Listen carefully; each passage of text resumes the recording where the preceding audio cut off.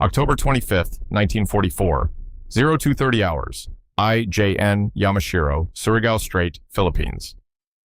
Vice Admiral Shoji Nishimura stands on the bridge of his flagship, peering into darkness so complete it seems solid, and knows with absolute certainty that he is sailing toward his own death. The knowledge sits in his chest like a stone, cold, heavy, inescapable. But he does not alter course, does not reduce speed, does not order retreat, because retreat is not an option, not anymore, not for Japan, not for him. Range to the strait's northern entrance? Nishimura asks, his voice steady despite what he knows is waiting. 14 kilometers, Kaigan Sho, the navigation officer responds. Current speed 18 knots, ETA 12 minutes. 12 minutes until they enter the killing ground. Yamashiro plows through the black waters of Surigao Strait at the head of a column that represents the last desperate gamble of the Imperial Japanese Navy. Behind the battleship, her sister ship, Fuso, the heavy cruiser Mogami, and 4 destroyers, Michishio, Asagumo, Yamagumo, and Shigure.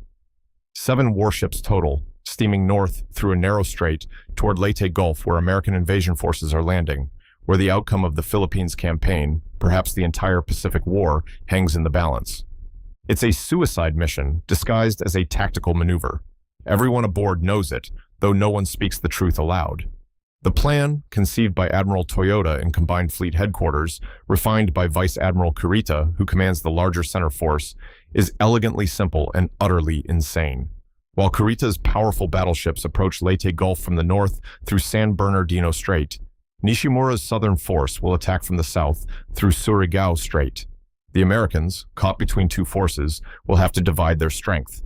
In the confusion, Japanese battleships will devastate the vulnerable American transports and amphibious vessels, destroying the invasion before it can consolidate. It's a beautiful plan. It might even work. Except for one problem. American naval intelligence has broken Japanese codes, knows exactly where the Japanese forces are, and has had 3 days to prepare a reception. And what a reception they've prepared. Nishimura has read the reconnaissance reports, sparse and incomplete as they are. American destroyers and PT boats detected in the southern approaches to the strait.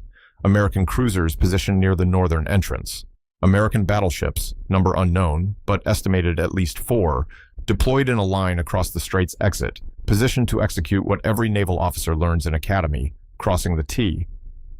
The most devastating tactical position in surface warfare. The attacking force must steam in column, single file, through a narrow channel, able to bring only forward guns to bear. The defending force deploys perpendicular to the attack axis, presenting broadside, every gun capable of firing at the approaching enemy.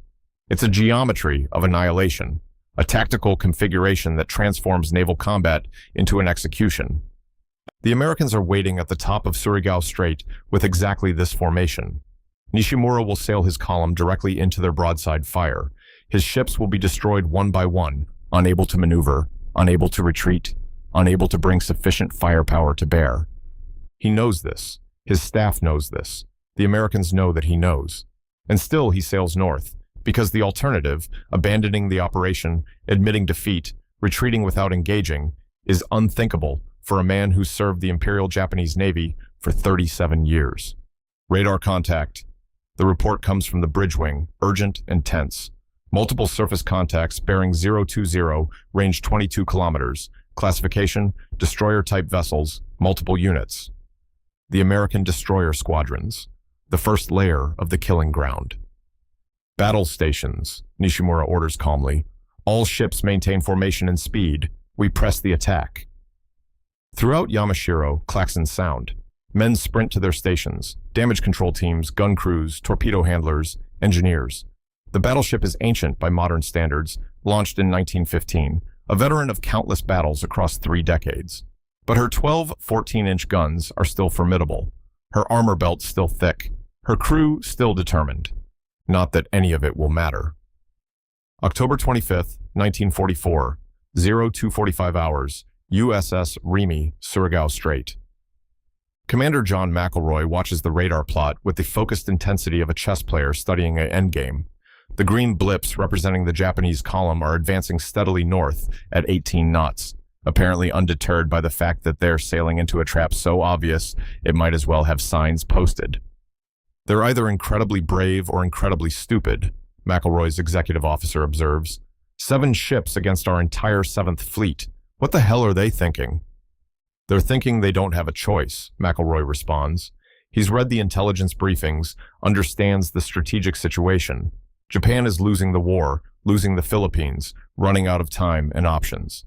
This attack is desperation masquerading as tactics. They know it's a trap. They're coming anyway, which makes them dangerous.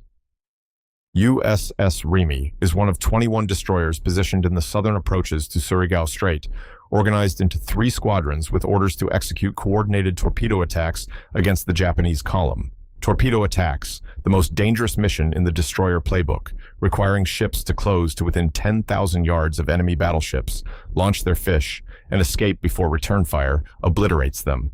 It's high-risk warfare. But tonight, with the Japanese trapped in a narrow channel, unable to maneuver effectively, the odds favor the attackers. All destroyers. This is Desron 54 actual, the radio crackles. Execute Plan Baker. Squadrons will attack in sequence. First Desron 54, then Desron 24, then Desron 56. Close to optimal range, launch torpedoes, then retire at maximum speed. Japanese column is maintaining course and speed. Let's make this count. McElroy feels his pulse quicken. This is it. The moment every destroyer officer trains for, the high-speed torpedo attack against capital ships. All ahead flank, come right to course 350, prepare to launch torpedoes. Remy accelerates, her engines screaming, her bow rising as she builds to 35 knots. Around her, the other destroyers of Desron 54 form up in attack formation, 5 ships racing through darkness toward the Japanese column. The range closes rapidly, 20,000 yards, 15,000, 12,000. Flares, someone shouts. The Japanese are launching flares. Star shells burst high above the strait, suspended from parachutes, bathing the entire area in harsh magnesium light. Suddenly, the darkness is gone, replaced by stark illumination that turns night into a surreal twilight. McElroy can see the Japanese ships clearly now, Yamashiro leading the column, her massive pagoda superstructure unmistakable, her big guns swinging toward the American destroyers. Launch torpedoes! All tubes, fire! Remy ripples 5 Mark 15 torpedoes from her portside tubes, each weapon 20 feet long, carrying 600 pounds of Torpex explosive, set to run at 46 knots to a depth of 10 feet. The torpedoes splash into the water and race toward the Japanese column, their wakes visible in the flare light. All around Remy, the other destroyers are launching, 27 torpedoes in total from Desron 54, spreading in a fan pattern designed to bracket the Japanese ships, regardless of evasive maneuvers. Then the Japanese battleships open fire. The first salvo from Yamashiro's 14-inch guns erupts like the wrath of an angry god. 12 massive shells screaming toward the American destroyers at 2,300 feet per second. The shells create a sound like tearing fabric amplified 1,000 times, a shriek that drowns out thought. The salvo lands 200 yards short of Remy, erupting in geysers of water 50 feet high. Shrapnel from the explosions rattles against the destroyer's hull like hail. All ahead emergency! Hard right rudder! McElroy screams. Get us the hell out of here! Remy heels into a violent turn, her deck canting 30 degrees, equipment sliding, men grabbing for handholds. A second salvo from Yamashiro lands where the destroyer was 3 seconds ago. A third salvo straddles Remy, shells landing both port and starboard, close enough that the concussion lifts the entire ship. But the destroyer is accelerating away now, building speed, creating distance from the Japanese guns. Other destroyers are doing the same, launching torpedoes and retiring at emergency speed, laying smoke screens, weaving erratically to avoid being targeted. Behind them, the torpedoes run true. October 25th, 1944, 0301 hours, IJN Yamashiro. Torpedoes in the water! The lookout's scream cuts through the thunder of Yamashiro's guns. Multiple tracks bearing 090, range 2,000 meters. Nishimura sees them, white wakes streaking through the flare-lit water, dozens of them, converging on his column from multiple angles. The American destroyers have launched their entire load in a single devastating salvo. Hard right rudder, all engines ahead, flank. But even as he gives the order, Nishimura knows it's futile.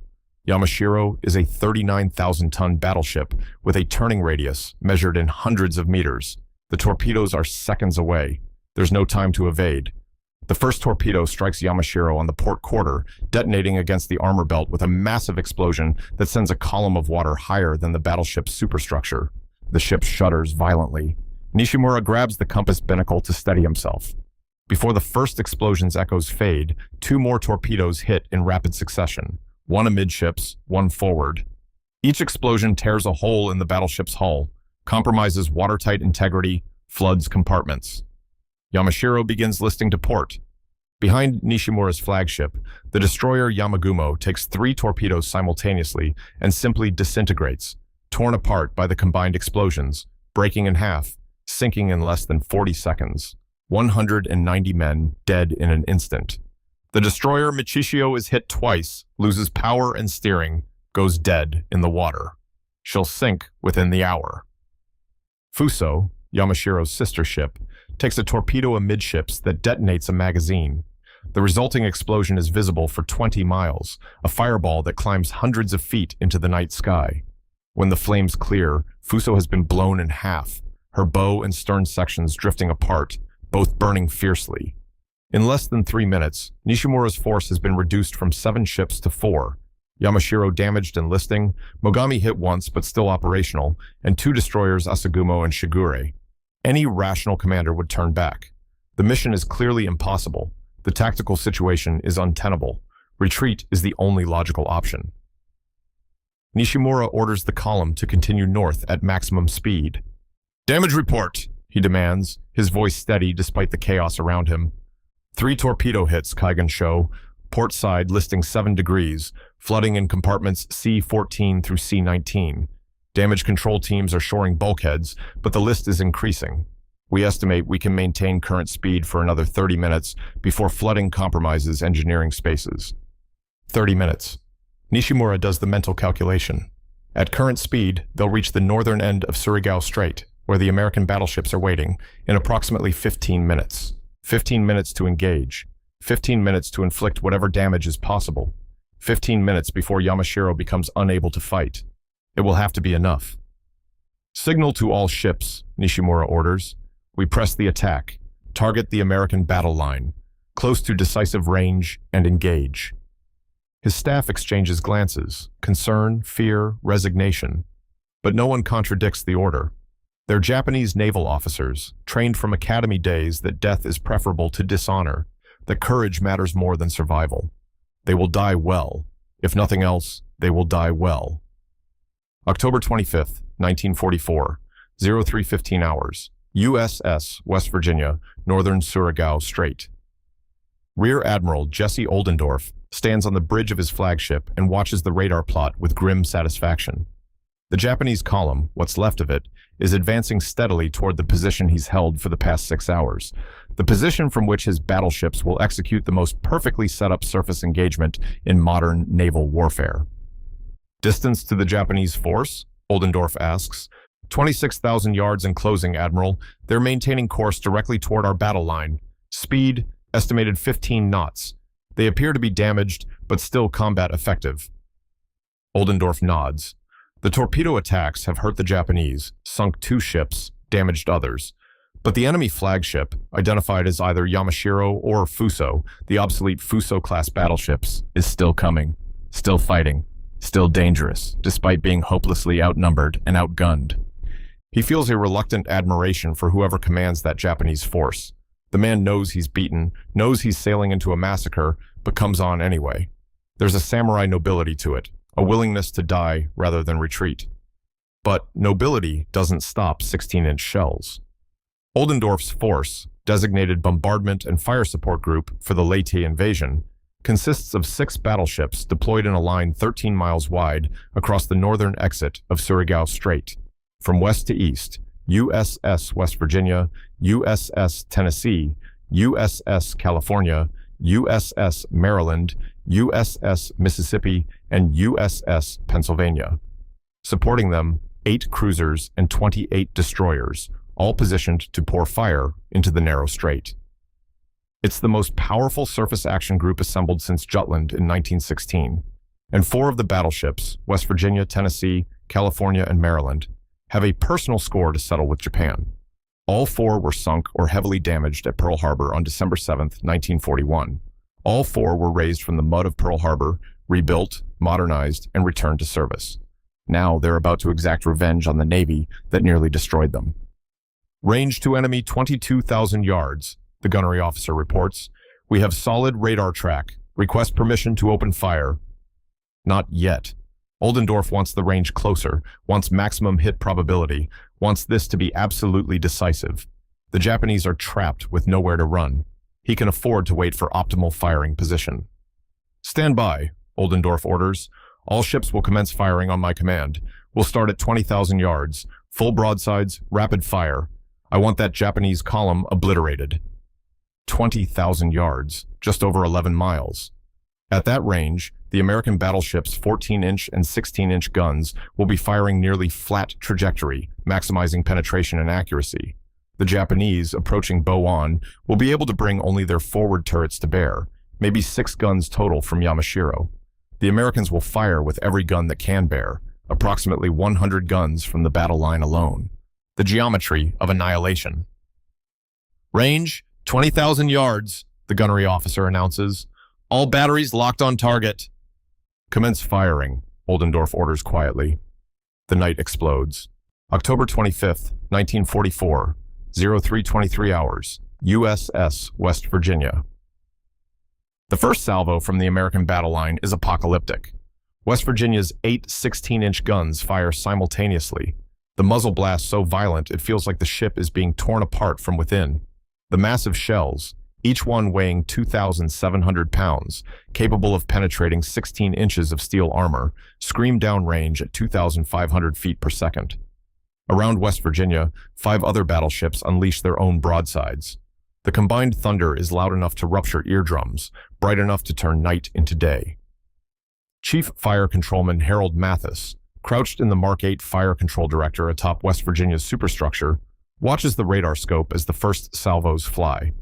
Unlike the old optical fire control systems that required visual contact and human calculation, the new Mark 8 uses radar to track targets and calculate firing solutions with mechanical precision.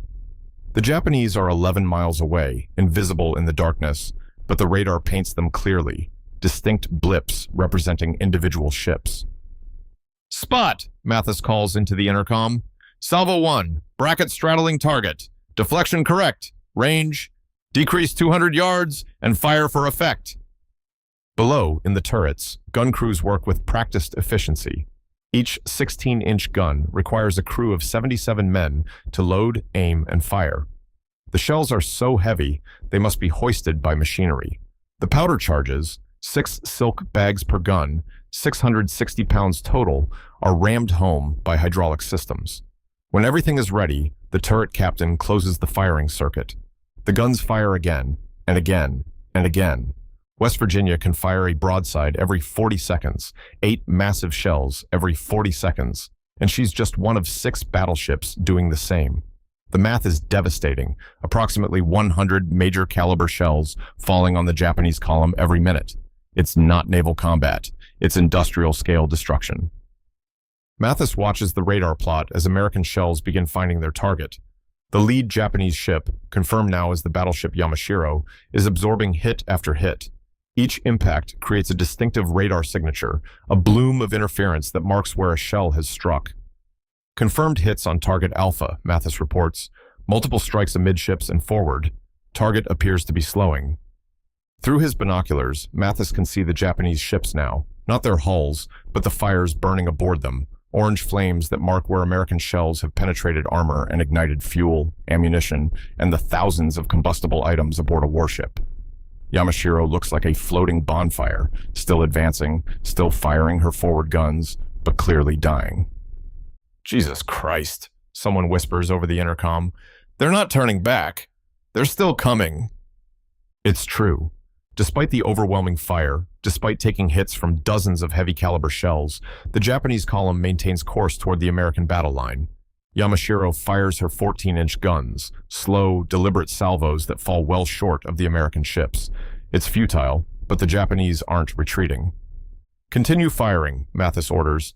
Walk the salvos down the column. I want every Japanese ship engaged. West Virginia shifts fire to the cruiser Mogami, following behind Yamashiro. The first salvo is perfect. 4 16-inch shells striking simultaneously along Mogami's length. One shell penetrates the cruiser's forward turret and detonates inside, killing the entire gun crew and starting fires that spread rapidly. Another shell strikes the bridge, obliterating the command structure. Mogami staggers out of formation, burning, her steering damaged, her command staff dead. October 25th, 1944, 0328 hours, IJ and Yamashiro. Vice Admiral Nishimura can no longer hear over the continuous concussion of American shells striking his flagship. The world has become a nightmare of explosions, fire, and metal being torn apart. Yamashiro is dying, slowly, agonizingly, but inevitably dying. The American shells are coming from everywhere, an unceasing rain of steel and high explosive. 16-inch shells from West Virginia and Maryland, 14-inch shells from Tennessee, California, Mississippi, and Pennsylvania, 8-inch shells from the cruisers, even 5-inch shells from the destroyers, all focused on Nishimura's column, all fired with radar-directed accuracy that makes evasion impossible. Yamashiro has been hit at least 40 times. Nishimura has lost count. The forward turrets are destroyed, their guns twisted wreckage. The superstructure is burning furiously, flames consuming the bridge wings and signal platforms. The engine room has reported flooding, and the ship's speed has dropped to 8 knots. Around Nishimura, his staff is dead or dying. The navigation officer was killed when a 16-inch shell penetrated the bridge and exploded, the blast decapitating him and 3 others.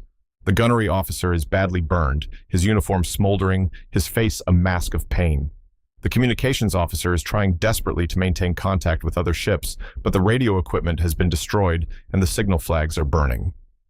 Kaigensho, the executive officer, Commander Watanabe, his uniform soaked with blood from a shrapnel wound, struggles to make himself heard over the chaos. "We must abandon ship. The vessel is lost. We can save the crew." "No." Nishimura's voice is firm, despite the destruction around him. "We do not abandon.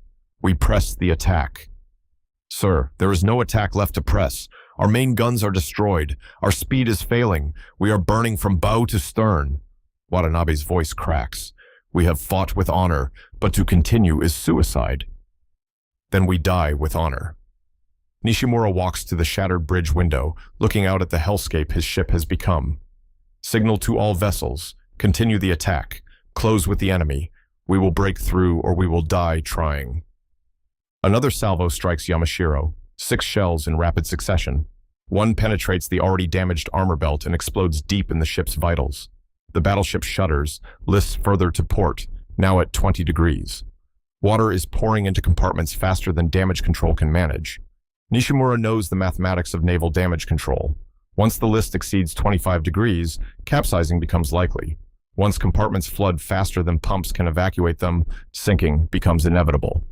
Yamashiro has perhaps 10 minutes before one or both outcomes occur. 10 minutes to achieve something, anything, that might justify the deaths of 1,636 men.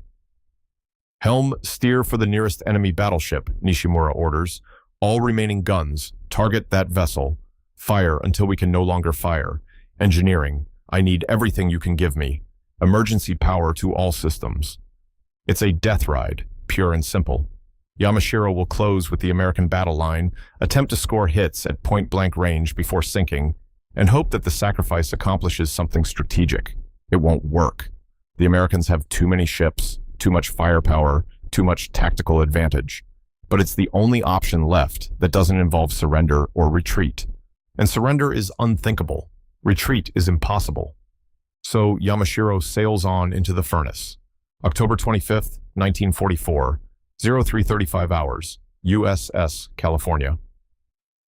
Captain Russell Crenshaw watches through binoculars as the Japanese battleship, wreathed in flames, listing heavily, clearly dying, continues to advance toward the American battle line. The sight is both horrifying and awe-inspiring. That ship should have sunk 10 minutes ago. Her crew should have abandoned. Her admiral should have ordered retreat. Instead, she comes on, firing her few remaining guns, trailing smoke and fire, refusing to die. "Target is closing," the gunnery officer reports. "Range now 18,000 yards. She's attempting to break through our line." She won't make it, Crenshaw says quietly, but he's not certain. Damaged warships have achieved unlikely victories through sheer determination before, and the Japanese have a cultural willingness to die that sometimes produces tactical miracles. Continue firing. All batteries concentrate on the target. I want her sunk before she closes to effective range. California, like West Virginia, Tennessee, and Maryland, was present at Pearl Harbor on December 7, 1941. She was torpedoed twice and bombed once, her hull torn open, her decks littered with dead and dying men. She sank in shallow water, was raised months later, towed to Puget Sound, and rebuilt into a more powerful warship than she'd been before the attack. Now she's firing on a Japanese battleship with the accumulated rage of that morning 3 years ago. Every shell is revenge. Every hit is justice. Every sailor manning her guns remembers Pearl Harbor and what it cost. California's 12 14-inch guns fire in rippling salvos, their shells arcing through the night to fall on Yamashiro like the hammers of vengeful gods. Some shells miss, throwing up enormous geysers of water, but most find their target, penetrating armor, exploding inside compartments, killing men, and destroying machinery. A shell from California strikes Yamashiro's aft turret, penetrating the barbette and detonating the magazine below. The explosion is catastrophic. Hundreds of tons of powder and shells detonating simultaneously, creating a fireball that consumes the entire stern of the battleship. Men are vaporized. Metal melts. The explosion blows a hole in Yamashiro's hull large enough to drive a truck through. The battleship's list increases to 30 degrees. She's clearly capsizing now, the process slow but unstoppable. Target is listing heavily to port, the gunnery officer reports. Appears to be capsizing. Recommend shifting fire to remaining enemy vessels. Negative, Crenshaw orders. Continue firing until she's under. I want to make certain. It's not cruelty. It's tactical necessity. Damaged warships have righted themselves before, continued fighting when they should have sunk. Crenshaw won't risk Yamashiro recovering, won't give the Japanese any chance to inflict damage on his battle line. California fires 3 more salvos into the dying battleship. Each hit accelerates the inevitable. At 0341 hours, Yamashiro rolls completely over, her pagoda superstructure striking the water, her hull exposed to the sky for a brief moment before she slides beneath the surface. Vice Admiral Shoji Nishimura goes down with his ship, as do 1,423 of her 1,636 crew. There are no survivors from the bridge. The few men who escaped the sinking ship will be picked up hours later by American destroyers, pulled from the oil-slicked water more dead than alive. Yamashiro is gone, but the battle isn't over. October 25th, 1944, 0345 hours, heavy cruiser Mogami. Captain Toma Rizzo knows his ship is doomed. Mogami has taken more than 20 major caliber hits. Her superstructure is a burning ruin. Her engineering spaces are flooding, and her speed has dropped to 6 knots. The destroyer Asagumo, following astern, has just been blown in half by a salvo from USS Pennsylvania. The destroyer Shigure, demonstrating either remarkable luck or skill, has somehow survived and is fleeing south at maximum speed. Of the 7 ships in Nishimura's southern force, only Mogami and Shigure remain, and Mogami won't remain much longer. Captain, we must abandon ship, the executive officer pleads.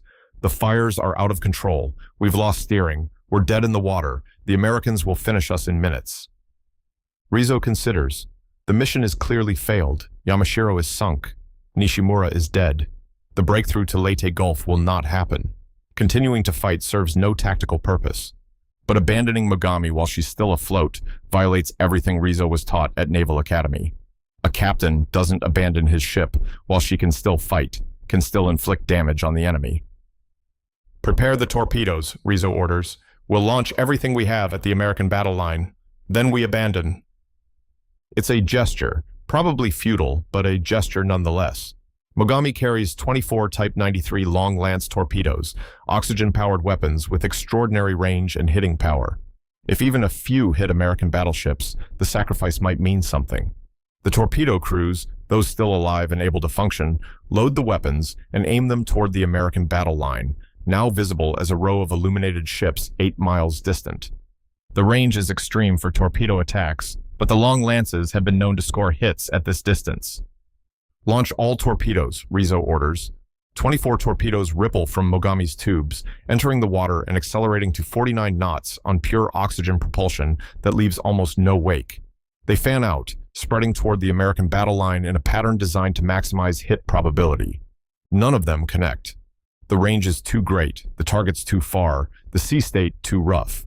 The torpedoes run past the American formation or exhaust their fuel before reaching targets. One torpedo passes within 50 yards of USS Mississippi, close enough to be detected and evaded, but not close enough to hit. Mogami has fired her last defiant gesture at the Americans. Now there's nothing left but dying. "Abandon ship," Rizzo orders. "All hands to the boat deck. Orderly evacuation. We've done our duty." The crew begins abandoning, scrambling over the side, jumping into the dark water, hoping the Americans will pick them up before hypothermia or sharks do. Rizzo watches them go, counting men, trying to estimate how many of his crew of 850 might survive. Then USS Louisville, a heavy cruiser positioned on the American battle line's eastern flank, puts 4 8-inch shells into Mogami in rapid succession. One shell penetrates the forward magazine. The resulting explosion tears the bow completely off the cruiser. Mogami breaks in half, the two sections drifting apart, both burning fiercely. The ship that survived the Battle of Midway, the Battle of the Philippine Sea, and dozens of smaller engagements finally succumbs to the concentrated fire of the American battle line. Captain Rizzo survives.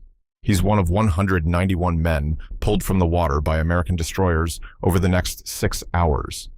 The other 659 crew members die, killed in the battle, drowned during the sinking, or lost to the sea. October 25th, 1944, 03:55 hours, USS West Virginia, Flag Bridge. Admiral Oldendorf reviews the battle damage reports with grim satisfaction. The entire Japanese Southern Force has been annihilated. 2 battleships sunk, 1 heavy cruiser sunk, 3 destroyers sunk, 1 destroyer fled. Total time from first shot to last. Japanese ships sinking, 23 minutes. American casualties, 0 ships sunk, 0 ships damaged. 39 men wounded by shell fragments from Japanese return fire that fell short. The exchange ratio is infinite. Complete destruction of the enemy force for effectively 0 losses.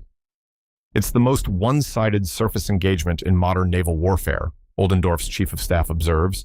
We achieved the perfect tactical setup and executed it flawlessly, crossing the T with radar-directed fire against an enemy who couldn't maneuver. They never had a chance. "They had a chance to retreat," Oldendorf corrects quietly.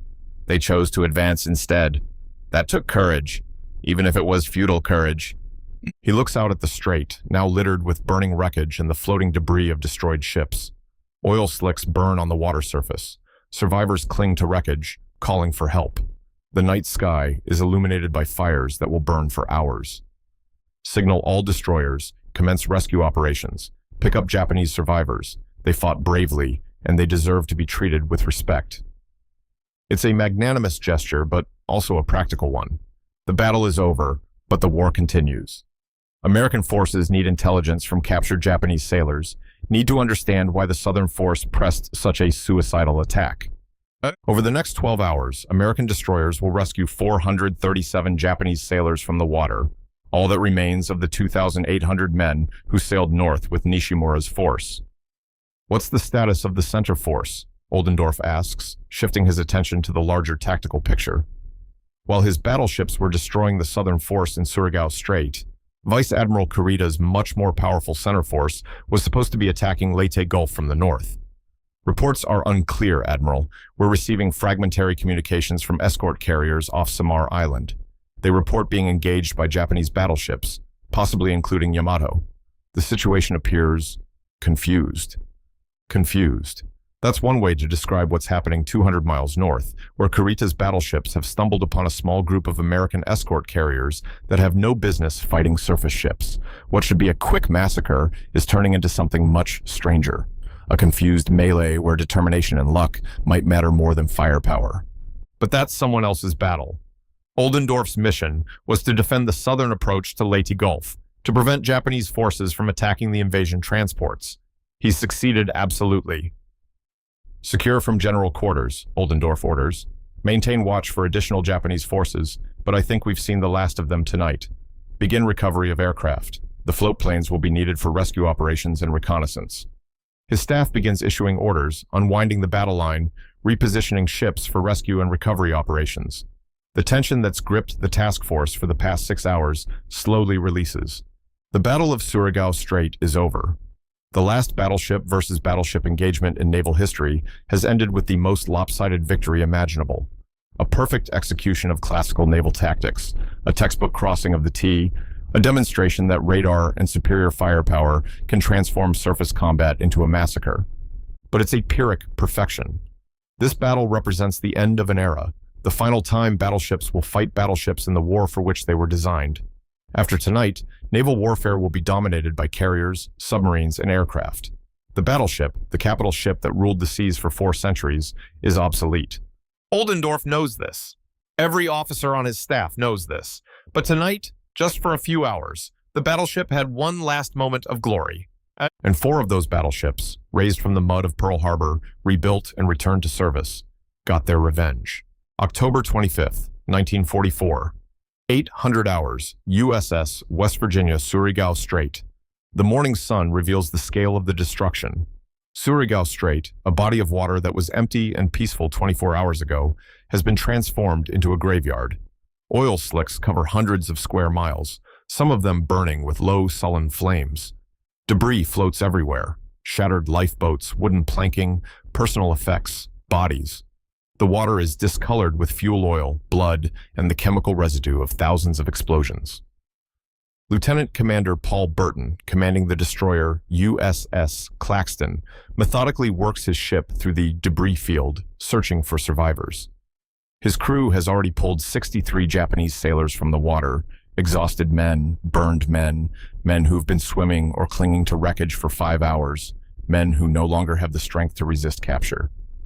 "Contact dead ahead," the lookout calls. "Looks like a survivor on a piece of deck plating." Burton brings Claxton alongside carefully. The survivor is a Japanese officer. His uniform identifies him as a lieutenant commander, though the insignia are obscured by oil and blood. 2 sailors scramble down a cargo net and pull the man aboard. The Japanese officer is conscious, barely.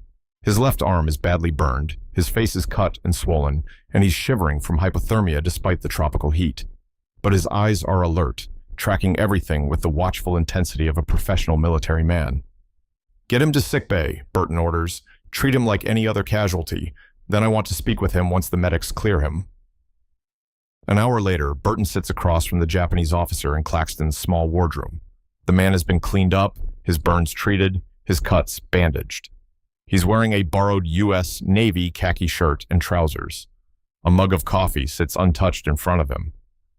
"I am Lieutenant Commander Paul Burton, United States Navy," Burton begins, speaking slowly in case the man's English is limited. "You are aboard the U.S. Claxton. You are a prisoner of war and will be treated according to the Geneva Convention. Do you understand?"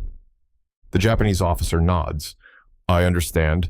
I am Lieutenant Commander Hiroshi Matsumoto, Imperial Japanese Navy, Navigation Officer, Battleship Yamashiro." His English is accented but clear. "Yamashiro is sunk," Burton says gently. "Your admiral, Vice Admiral Nishimura, he went down with the ship." Matsumoto's face remains impassive, but Burton sees pain flicker in his eyes. "I expected this. How many survived from my ship?" "We've recovered 13 men from Yamashiro. There may be others." 13 survivors from a crew of 1,636. The number sits between them like an accusation. "Your admiral," Burton says carefully, "he knew it was a trap. The strait was too narrow, our forces too strong. Why didn't he turn back?" Matsumoto is silent for a long moment, staring at the untouched coffee. When he speaks, his voice is quiet but steady.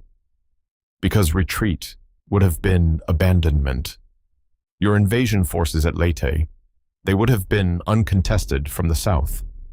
Admiral Nishimura believed that even a failed attack might disrupt your operations, might draw away forces that could be used elsewhere. And..." Matsumoto pauses. "And because the Imperial Japanese Navy does not retreat from battle, not when our nation's survival depends on victory." "Your nation's survival doesn't depend on suicide missions," Burton says bluntly.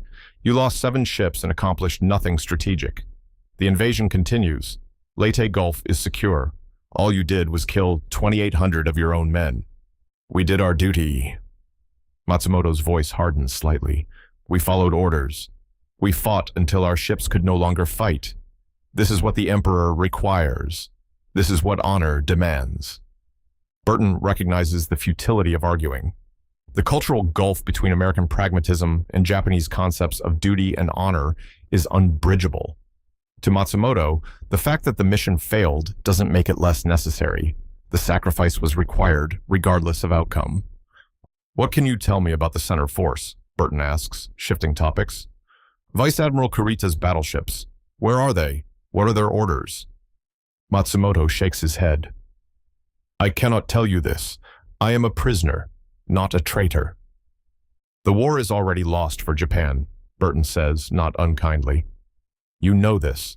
Every Japanese officer with any strategic understanding knows this. Your fleet is being destroyed piece by piece.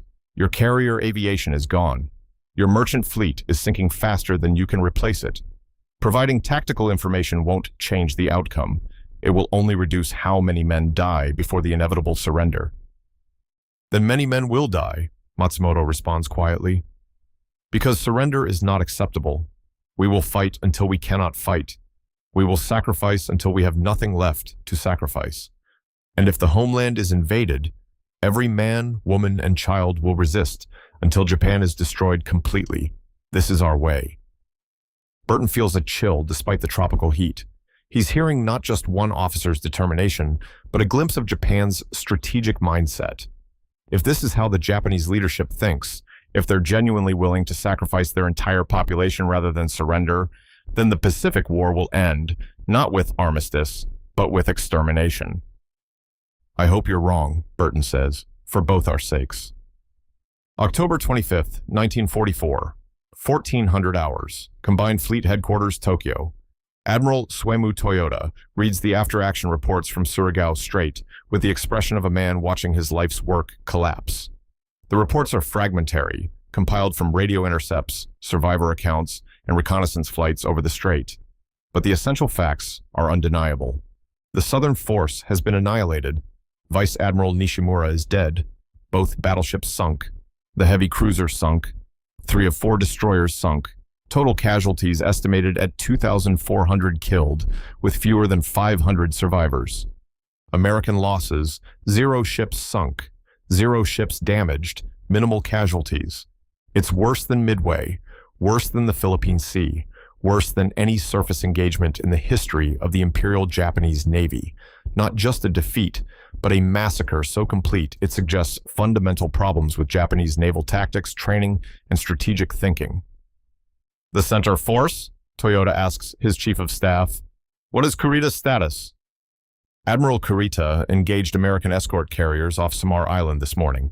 Initial reports suggested he was achieving success. Multiple carriers damaged or sunk. But the chief of staff hesitates. But Admiral Kurita withdrew at 09:30 hours. He cited ammunition shortages and concern about American counterattacks. The center force is retiring westward through San Bernardino Strait. Toyota closes his eyes. The entire operation, the complex multi-pronged attack on Leyte Gulf designed to destroy American invasion forces, has collapsed. The southern force annihilated in Surigao Strait. The center force withdrawing without accomplishing its mission. The carrier decoy force successfully luring Halsey's carriers away, but unable to capitalize because Japan no longer has aircraft to operate from carriers. 3 years of war have reduced the Imperial Japanese Navy from the most powerful fleet in the Pacific to a broken force capable only of dying gloriously without achieving strategic objectives. Casualty assessments, Toyota asks. Total for the Leyte Gulf operation. We estimate 12,000 naval personnel killed or missing. 3 battleships sunk, Musashi, Yamashiro, and Fuso. 4 carriers sunk. 6 heavy cruisers sunk. Multiple destroyers lost. The Americans have lost. Preliminary reports suggest 2 escort carriers sunk, several destroyers lost, but their main fleet is intact. 12,000 men, the equivalent of 60 destroyer crews, an entire generation of naval officers and experienced sailors gone in 4 days of fighting. And our strategic position? Toyota already knows the answer, but he needs to hear it spoken aloud. The Philippines cannot be held. Our naval forces cannot prevent American landings. Without air cover, without sufficient surface assets, we cannot contest American control of Philippine waters. The Chief of Staff's voice is steady, but his hands shake slightly as he holds the report. Kaigun Taisho, we must begin planning for the defense of Formosa and the Ryukyus. The Philippines are lost. The Philippines are lost, which means Japan is cut off from the oil and resources of the Dutch East Indies, which means the Navy cannot operate, which means the war is lost. Toyota has known this intellectually for months, but hearing it stated so baldly crystallizes the reality. Everything since Midway has been delay tactics, trading space and time for a negotiated settlement that will never come. The Americans want unconditional surrender. They will accept nothing less. Which leaves Japan with two options: surrender unconditionally and preserve what remains of the nation, or fight to total destruction in the hope that American casualties will force a negotiated peace. The militarist faction that controls the government has already chosen the second option. Issue orders to all remaining fleet units, Toyota says quietly. We adopt Shogo Plan 2, defense of Formosa and the Inner Empire. All available ships will be positioned to contest American advances toward the homeland. And, he pauses, the next word's difficult. And we will begin organizing special attack units. If conventional tactics cannot stop the Americans, we will use unconventional methods. Special attack units. Kamikaze, the formal institutionalization of suicide tactics as standard operating procedure. It's an admission of complete defeat. An acknowledgement that Japan can no longer compete militarily using normal methods and must resort to sacrificing pilots to inflict any damage at all. But it's the only option left. November 2nd, 1944, Pearl Harbor, Hawaii Naval Intelligence Center. Commander Joseph Rochefort, chief of the combat intelligence unit that broke Japanese naval codes before Midway, briefs Admiral Chester Nimitz on the implications of the Leyte Gulf battles. The Japanese have been decisively defeated, Rochefort begins, gesturing to a wall map covered with symbols representing ship movements and battle positions. At Surigao Strait, they lost 2 battleships and multiple escorts for 0 American ship losses. Off Samar, they had the opportunity to destroy an entire escort carrier group, but withdrew without accomplishing their mission. The carrier decoy force successfully lured Halsey away, but couldn't capitalize because they lack aircraft and trained pilots. Casualties? Nimitz asks. Japanese, approximately 12,000 naval personnel killed or missing. 26 major combatants sunk, including battleships, carriers, and cruisers. American, approximately 3,000 killed, 7 ships sunk, but mostly escorts and escort carriers rather than fleet units. Nimitz studies the map, tracing ship movements with his finger. Surigao Strait particularly interests me. Oldendorf achieved a perfect crossing of the T against an enemy who knew it was a trap, but attacked anyway. Why? Cultural factors primarily, Rochefort responds. Japanese naval doctrine emphasizes aggressive action over tactical caution. Retreat is considered shameful. The concept of preserving forces for future operations is subordinate to the imperative to engage the enemy. Admiral Nishimura likely believed that even a failed attack was preferable to withdrawing without fighting. That kind of thinking will get a lot of people killed, Nimitz observes. It already has, sir, and it will get worse. Intercepts suggest the Japanese are organizing what they call special attack units, institutionalized suicide attacks using aircraft as guided missiles. They're calling it Kamikaze, divine wind. The first attacks occurred during the Leyte operation with some success. Nimitz's expression darkens. Suicide tactics? They're that desperate? They're that desperate, and that committed to fighting to the end. Our assessment is that Japan will not surrender while the home islands remain unoccupied, which means we'll have to invade, which means casualties, on a scale that will make the European theater look minor by comparison. It's a grim calculus. The war in Europe is winding down. Germany is clearly losing, will likely surrender within 6 months, but the Pacific War shows no signs of ending soon.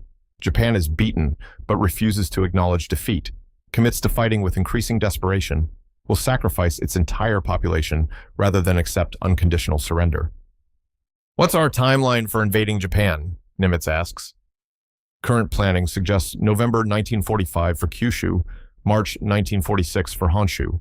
But sir, if the Japanese fight the way they fought at Surigao Strait, refusing to retreat, accepting total destruction rather than surrender, the invasion will cost hundreds of thousands of American casualties, maybe more.